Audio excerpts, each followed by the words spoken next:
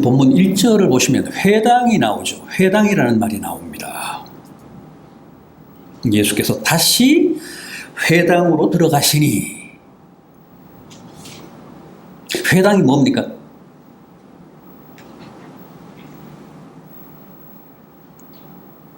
헬란 말로, 원어로는 시나고게입니다.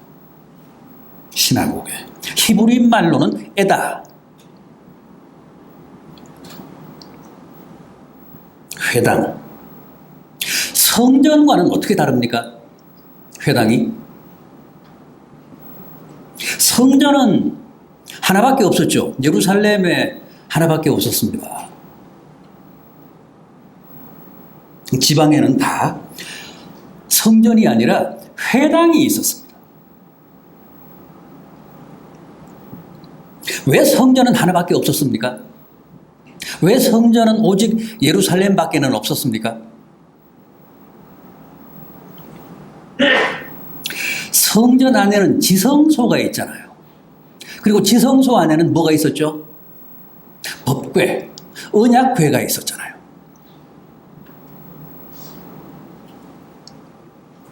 언약궤는 뭡니까?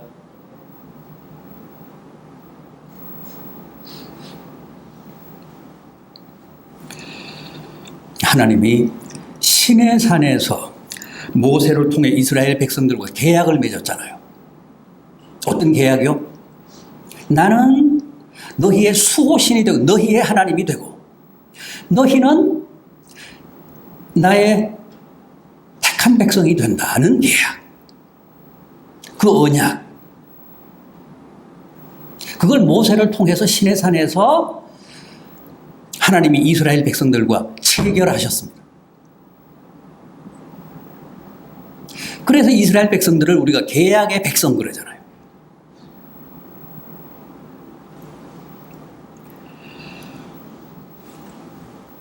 그런데 언약궤는 바로 그 하나님과의 계약, 언약의 담보물이었습니다.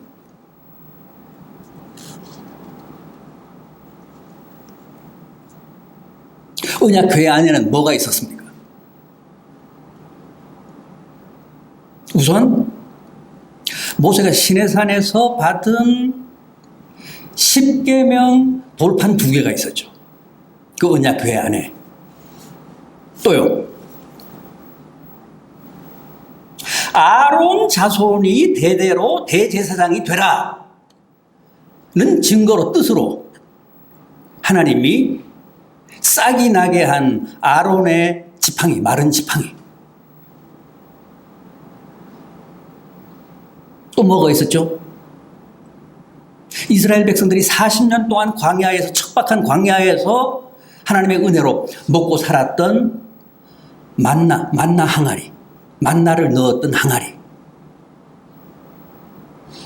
대대로 이건 절대 잊지 마라, 그런 뜻으로 하나님이 그 언약궤 안에 넣게 하셨던 그 만나 항아리.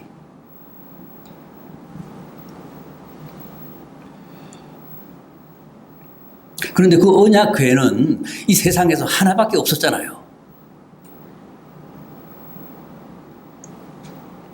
언약궤를 지성소에 안치함으로써 성립되는 하나님의 성전은 그래서 하나밖에 없었던 거예요.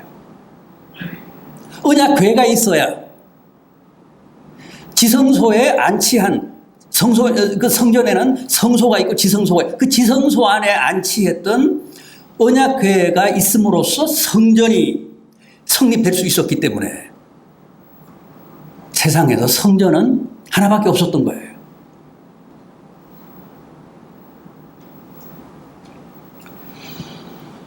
그러나 회당은 많았습니다. 시나고게. 지방마다, 마을마다 있었습니다.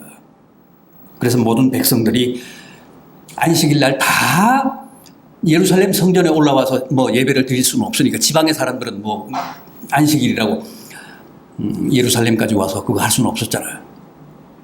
예배를 드릴 수 없었기 때문에 안식일에 지방에 있는 사람들은 회당에서 하나님을 예배했습니다. 그래서 마을마다, 지방마다 회당이 있었습니다. 그 마을의 중심에. 그리고 주중에는 그 회당에서 자녀들에게 교육을 시켰어요. 율법을 가르쳤습니다. 주중에는 학교고 안식일 날은 거기에서 백성들이 모여서 그 성읍 사람, 그 마을 사람, 그 동네 사람들이 모여서 하나님을 예배했습니다.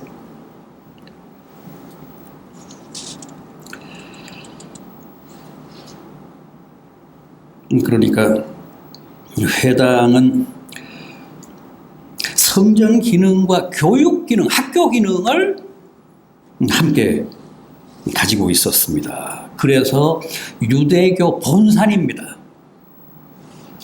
유대사회, 유대민족 공동체의 전통적인 구심 공간이었습니다.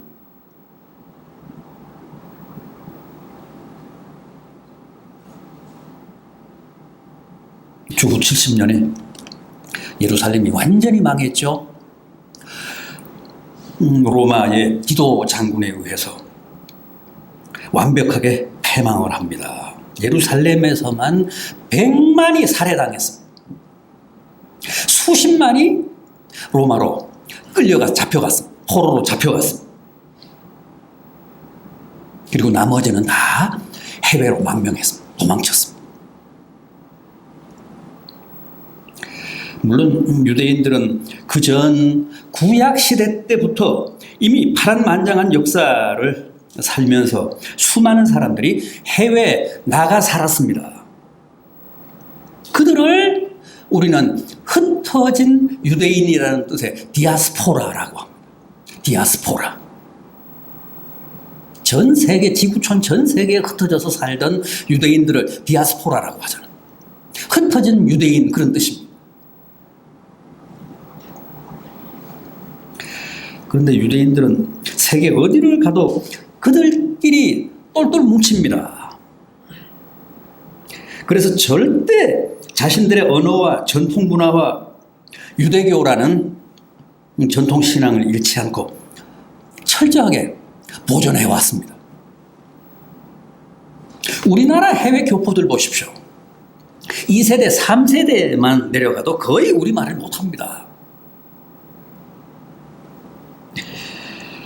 그러나 유대인들은 절대 그렇지 않습니다. 해외 나가서 2000년이 넘도록 3000년이 넘도록 살았어도 그들은 절대 자기들의 언어를 잊지 않습니다. 히브리어를 잊지 않아요. 어떻게 그게 가능했을까요? 바로 이 회당, 시나고게가 있었기 때문입니다. 세계 어디에서나 유대인들이 있는 곳에는 반드시 시나고게 회당이 있고 또 그들은 언제나 그 회당에서 자기들의 언어로 하나님을 예배하고 자기들의 언어로 성경을 보며 율법을 배웁니다. 또 문화와 전통을 계승하며 민족 공동체의 동일성과 정체성을 지켜왔습니다.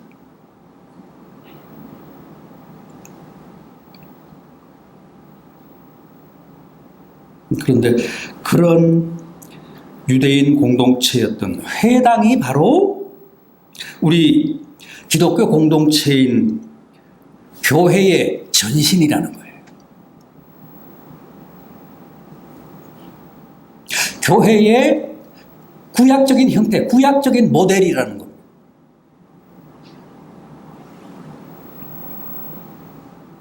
실제 회당이라는 말인 시나고게와 교회라고 하는 말인 에클레시아라는 말은 거의 같은 뜻으로 쓰입니다. 시나고게, 에클레시아. 시나고게는 회당이고 에클레시아는 교회인데 그 두 개의 어휘가, 두 개의 단어가 거의 유사하게 쓰입니다. 거의 같은 의미로 쓰입니다. 시나고게를 히브리 말로는 아까 말씀드렸다시피 에다라고 하고 에클레시아는 그 히브리 말로 카할이라고 하는데, 이 에다와 카할이라고 하는 말 역시도 같은 뜻으로 쓰입니다. 다만 에다, 시나고게, 회당은 좀 더 공간적인 의미가 강하고, 카할, 에클레시아, 교회는 공간적인 의미보다는 공동체라는 의미가 조금 더 강합니다. 우리말로도 한자로도 회당, 모이는 집이라는 뜻이고, 교회는 가르치는 공동체라는 뜻 아닙니까? 교회, 가르치는 공동체.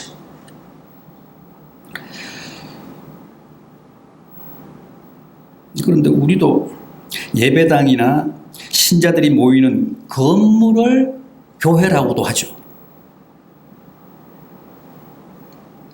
건물에 무슨 교회, 푸른 교회 이렇게 간판 붙이잖아요.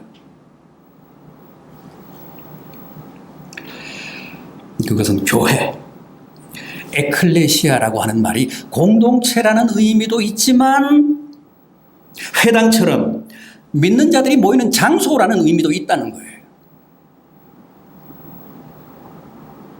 건물을 교회라고 그러면 어떤 사람들은 막 야단치죠, 나무라죠. 그럴 필요 없어요. 교회라고 해서 반드시 공동체라는 의미만 있는 게 아니에요. 공간적인 의미도 있어요. 장소의 의미가 있다고요. 회당처럼. 어떤 사람들이 잘난 체 하면서 교회라, 공동체인데 뭐 건물을 가지고 교회라고 그런다고 막 야단치는 경우도 있어요.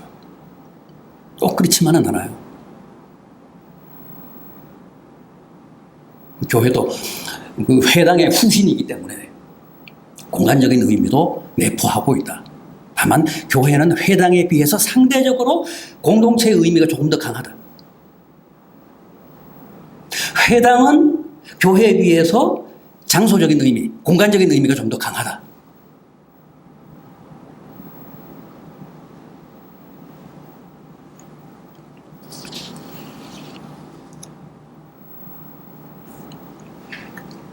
지금 교회 그렇잖아요. 옛날 해당처럼 예배도 이루어지지만 교육도 이루어지잖아요. 그래서 교회라고 하잖아.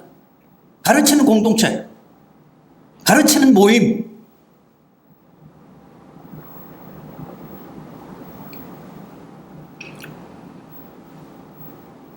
자, 그럼 주님 시대 회당의 모습, 교회의 전신이었던 주님 시대 회당의 실상을 좀 더 구체적으로 확인해 보겠습니다. 먼저 1절을 다시 보십시오. 예수께서 다시 회당에 들어가시니 한쪽 손 마른 사람이 거기 있었다.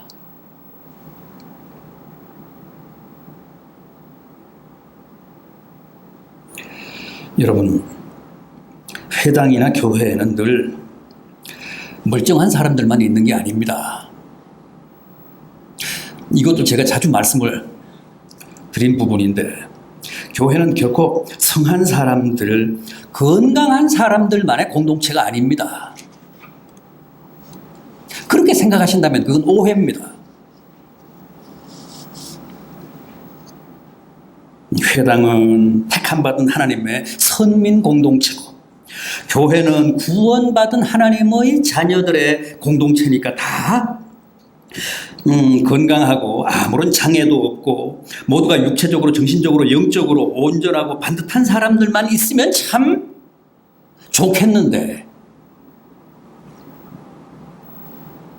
그건 바람일 뿐입니다. 희망사항일 뿐입니다. 현실은 그렇지 않습니다.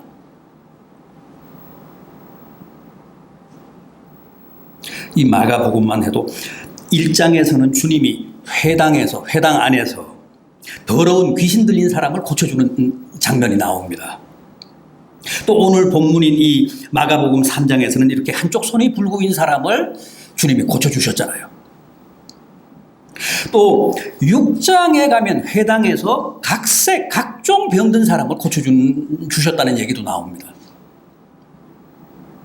예수님 고향 회당에서.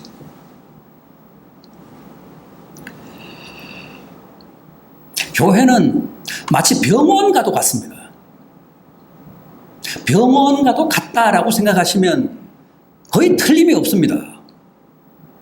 주님도 그렇게 말씀하셨습니다. 건강한 사람에게는 의원이 필요 없고 병든 자에게라야 의원이 필요하다.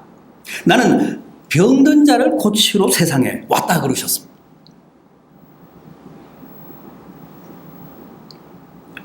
그래서 교회에는 우리의 기대와는 달리 온갖 환자, 온갖 장애인들이 다 있습니다. 육신적으로, 영적으로 병든 사람들, 정신적인 장애를 가진 사람들 다 있습니다. 하여간 멀쩡한 사람이 없습니다. 그게 현실 교회입니다.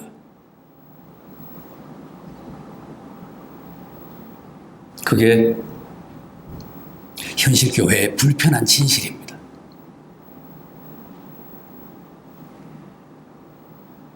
실은 그래서 교회 생활이 생각보다는 훨씬 더 어렵습니다.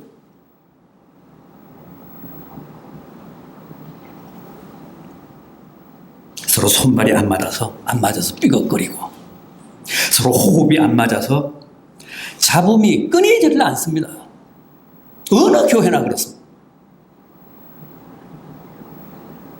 다 환자들이고 나름 장애가 있어서 그렇습니다. 그건 사실입니다.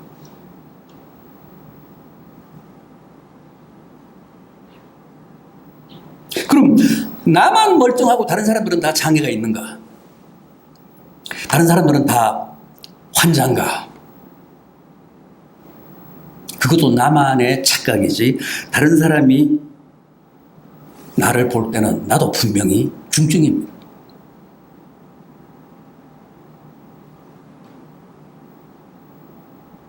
다른 사람이 나를 볼 때는 나도 이사야 1장의 말씀처럼 발바닥에서 머리끝까지 성한 곳이 없는 상처투성입니다.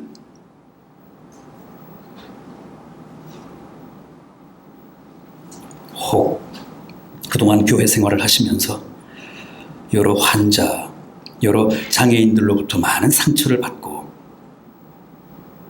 시험을 당하고 고통과 아픔을 겪으셨나요? 다 이해하십시오.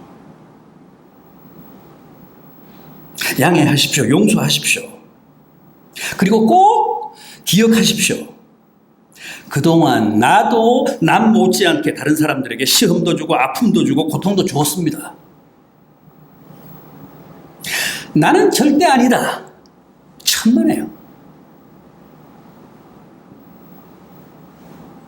목사도 성도들을 무참하게 해쳤지만 성도들도 목사를 자주 시험에 들게 한 게 사실입니다. 여러분 때문에 저도 상처 많이 받았어요.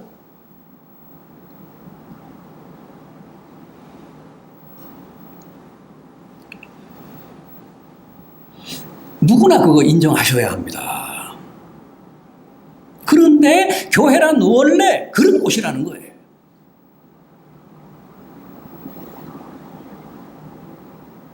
다 환자들이고 다 나름대로 장애가 있어서 교회 생활을 하는 한 서로 어느 정도 상처나 아픔을 주고받는 것은 불가피하다는 겁니다. 운명적으로.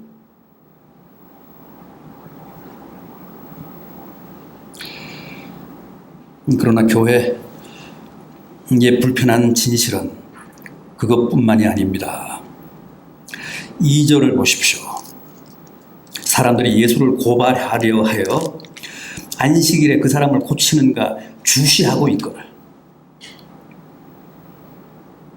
장애인뿐 아니라 주님을 책잡으려고 고발하려고 호시탐탐 엿보는 사람들도 있었다는 거예요.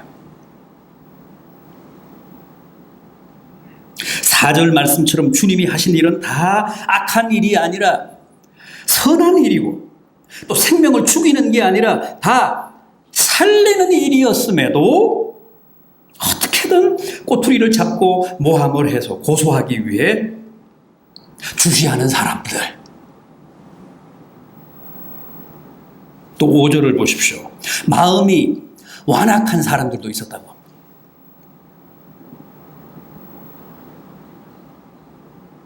그래서 주님의 탄식과 노여움을 산 사람들도 있었다고 합니다. 심지어 6절을 보면 주님을 죽이려고 헤롯 땅과 함께 모의하고 수작하고 작당하는 사람들도 있었다고 합니다. 여러분, 이게 바로 당시 회당이었습니다. 그리고 이게 바로 이 시대의 교회의 모습이기도 합니다. 절대 교회는 이상적인 공동체가 아닙니다. 건강한 사람들의 공동체라기보다는 병든 사람들의 공동체고, 의인들의 공동체라기보다는 오히려 죄인들의 공동체라는 겁니다. 예를 들어 바울이 직접 개척해서 3년간이나 목회했던 신약의 대표적인 교회, 에베소 교회. 바울이 한 곳에 그렇게 오랫동안 머물며 목회한 교회는 에베소 교회가 유일합니다. 3년 반 동안 머물렀어요. 자기가 개척해서 자기가 3년 반 동안 목회한 거예요.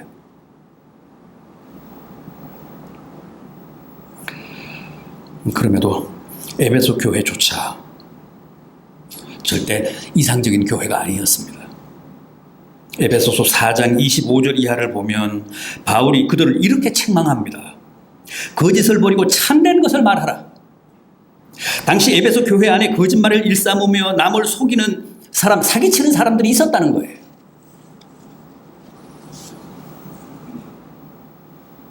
또 분을 내도 죄를 짓지 말라. 당시 교회 안에 툭하면 성질을 부리며 남에게 무차별로 상처를 입히는 사람이 있었다는 거예요.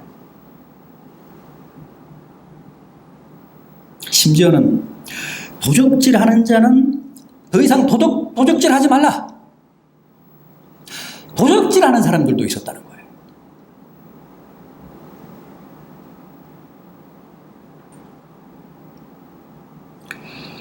그런데 실은 이게 바로 적나라한 현실 교회의 모습입니다.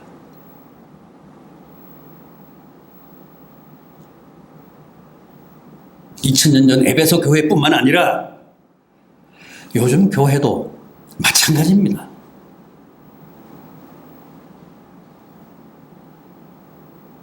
그럼에도 많은 사람들이 자꾸만 교회에서 천국을 기대합니다.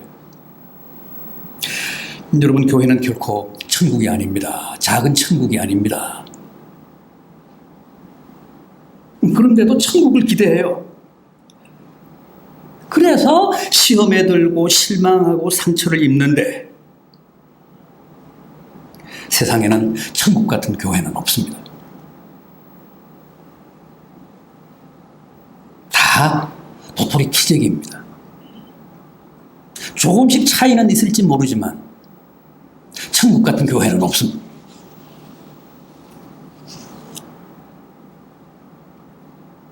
따라서 우리는 교회에 대한 이해와 해석을 보다 냉정하게 가져가야 합니다. 괜히 막연하게 맹목적으로 그저 자기 상식과 자기의 일방적인 기대로만 교회를 이해했다가는 평생 이상적인 교회를 찾아 이 교회 저 교회를 기웃거리다가 인생 종칩니다.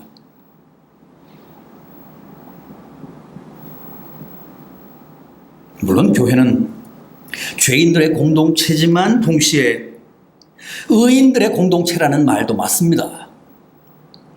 그러나 중요한 것은 의인이어서 의인이 아니라 죄인인데도 의인이라고 불러주는 공동체라는 거예요.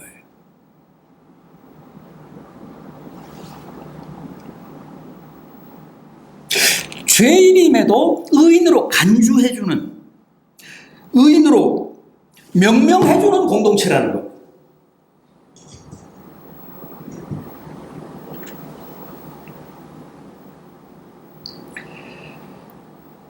그래서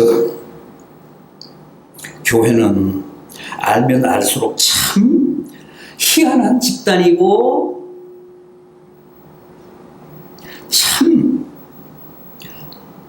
역설적인 단체입니다. 틀림없이 죄인인데 의인으로 쳐준다는 거예요.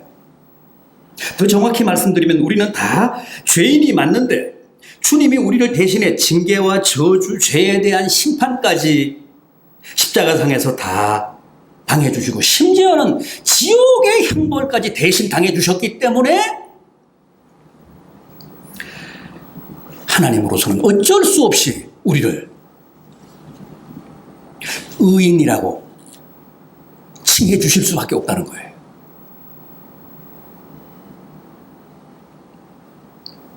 이걸 justification, rechtfertigung이라고 하잖아요. 칭의. 의롭다고 칭해준다. 불러준다. 간주해준다.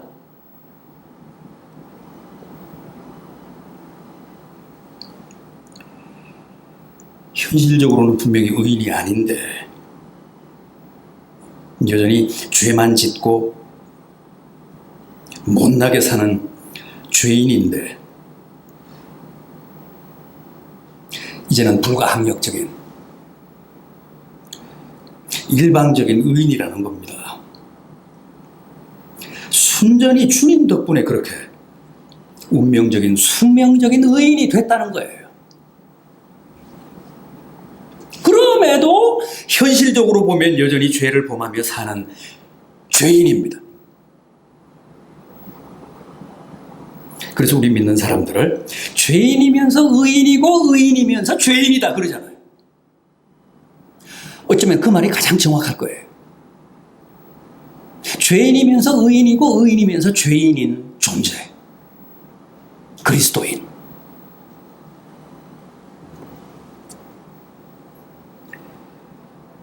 이 역설, 이 파라독스, 이 도그마, 이 디알렉트, 이 변증법을 잘 알아야 비로소 진정한 신자입니다.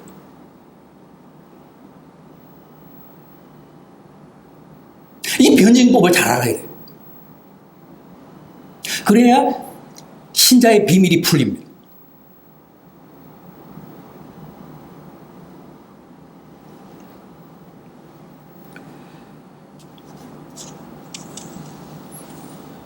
그래서 교회는 마치 옛날 노아의 방주와도 같습니다. 노아의 방주는 그게 구원의 방주였음에도 불구하고 결코 쾌적하지 않았습니다. 환경이 좁았고 답답했고 냄새났고 온갖 짐승들의 울부짖는 소리, 싸우는 소리로 늘 시끄러웠습니다. 그럼에도 방주는 8명 노아의 가족들의 유일한 구원의 수단이었습니다. 300년 동안 노아가 전도했지만 아무도 노아의 말을 믿지 않았어요. 오직 노아의 가족 8명만 결국은 그 방주를 통해 구원받았잖아요.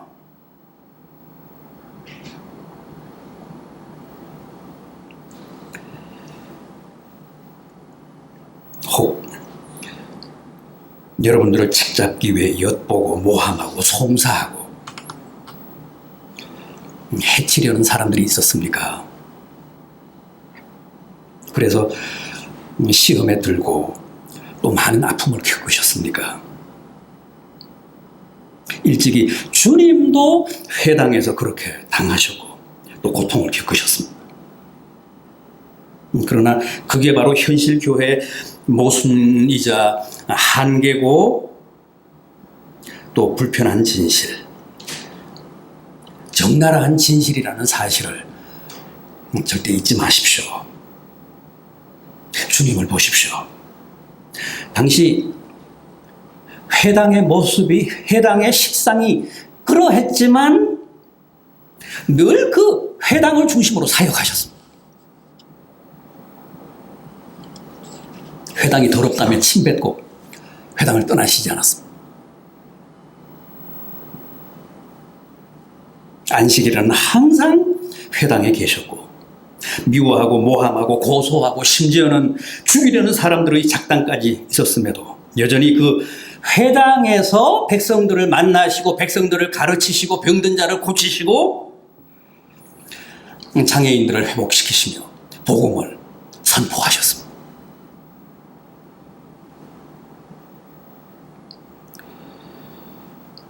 이 마가복음 6장 1절 이하를 보십시오. 마가복음 6장 1절 이하. 예수께서 거기를 떠나사 고향으로 가시니 제자들도 따르니라. 안식일이 되어 회당에서 가르치시니 많은 사람들이 듣고 놀라 이르되 이 사람이 어디서 이런 것을 얻었느냐? 이 사람이 받은 지혜와 그 손으로 이루어지는 이런 권능이 어찌 됨이냐? 이 사람이 마리아의 아들 목수가 아니냐? 야고보와 요셉과 유다와 시몬의 형제가 아니냐? 그 누이들이 우리와 함께 여기 있지 아니하냐 하고 예수를 배척한지라. 예수께서 그들에게 이르시되 선지자가 자기 고향과 자기 친척과 자기 집 외에서는 존경을 받지 못함이 없느니라 하시며 거기서는 아무 권능도 행하실 수 없어 다만 소수의 병자들에게 안수하여 고치실 뿐이었고 그들이 믿지 않음을 이상히 여기셨더라. 고향 마을의 회당인데 여기서도 사람들이 주님을 믿지 않고 배척했습니다. 그럼에도 5절을 보면 소수 병자들에게 안수해서 고치셨다는 거예요. 여러분, 우리가 온갖 한계에도 불구하고 결코 교회를 부정하거나 교회를 떠나거나 교회를 등질 수 없는 이유가 바로 여기에 있습니다. 아무리 모순에 찬 교회라 해도 여기에 주님이 계시고 지금도 이 교회에서 교회를 통해 주님이 구원 사역을 행하고 계시기 때문입니다.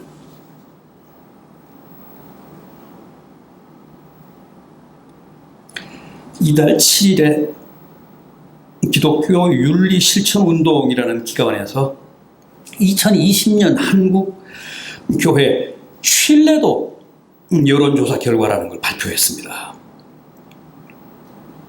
이것은 기독교 윤리 실천 운동 기윤실이 지앤컴 리서치에 의뢰를 해서 우리 국민 만 19세 이상 남녀 1000명을 대상으로 실시한 조사인데 당신은 한국 교회를 얼마나 신뢰하느냐 하는 질문에 신뢰한다가 31.8%, 신뢰하지 않는다가 63.9%였습니다. 지금 우리나라 국민 10명 중 6명은 한국 교회를 신뢰하지 않는다는 겁니다. 목회자의 신뢰를 묻는 항목은 더 심각했습니다. 68%가 신뢰하지 않는다고 그랬습니다.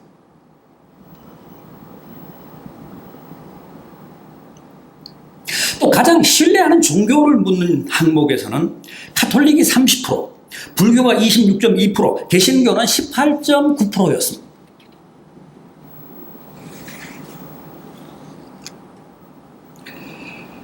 그래도 좀 다행스러운 것은 기독교인들은 75.5%가 기독교를 신뢰한다 그랬습니다.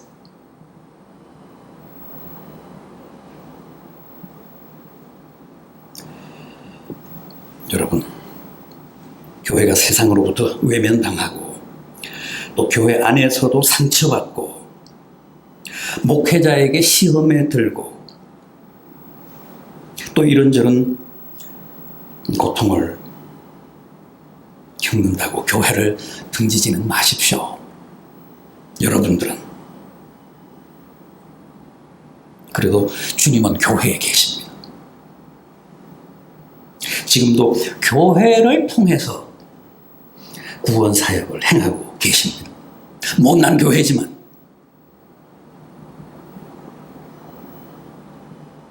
절대 잊지 마십시오. 부디 이 교회에서 불구가 된 여러분들의 손도 치유받으시고 상처받은 여러분들의 가슴도 병든 영혼도 주님 앞에 내놓으셔서 고침을 받으십시오.